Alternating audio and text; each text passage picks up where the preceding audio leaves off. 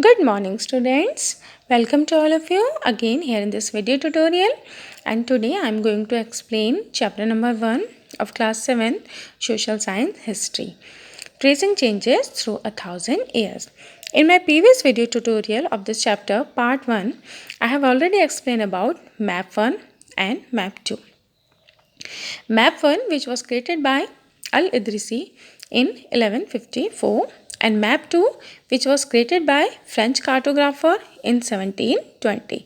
Now let's start our topic, New and Old Terminologies. Historical records exist in a variety of languages which have changed considerably over the years. Medieval Persian, for example, is different from modern Persian. The difference is not just with regard to grammar only vocabulary. The meaning of words also change over time to time. Let's take an example of the term Hindustan, which has changed over the century.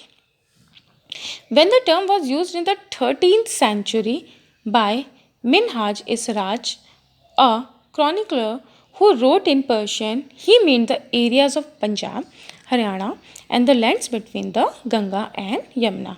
He used the term in a political sense for lands that were a part of the dominance of the Delhi Sultan.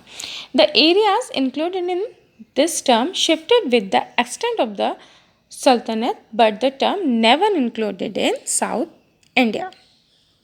Now let's come here. By contrast, in the early 16th century, Babur used Hindustan to describe the geography, the fauna, and the culture of the inhabitants of the subcontinent.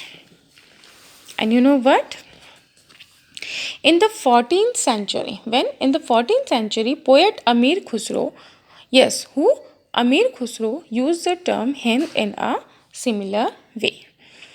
And now today, all of you know that today it as India, the modern nation state. Yes, today the modern nation state. Let's take another example. Meaning of the term foreigner has changed over the century. Here,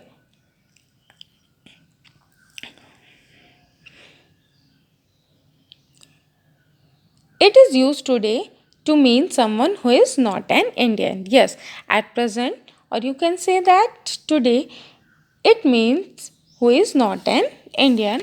But in the medieval period, when in the medieval period or in the past, a foreigner was any stranger who appeared, say, in a given village. Someone who was not a part of the society or culture. In Hindi, the term also used Pardesi might be used to describe such a person, Ajnabi. Yes. Now, let's come here. Our next topic, historians and their sources. Historians use different types of sources to learn about the past depending upon the period of their study and the nature of their investigation. Last year, for example, you read about rulers of the Gupta dynasty and Harshvardhana. In this book, we will read about the following 1,000 years from roughly 700 to 1750. Archaeological evidence. Yes, archaeological evidence, coins, inscription, architecture, it includes forts, tomb and temple. And you know what? Paintings also.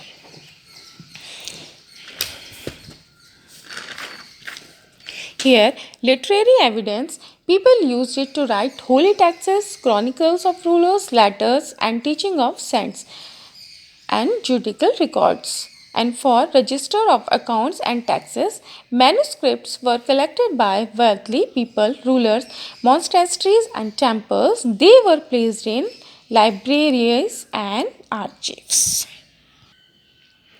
And you know what? There was no printing press in those days, so scribes copied manuscripts by hands.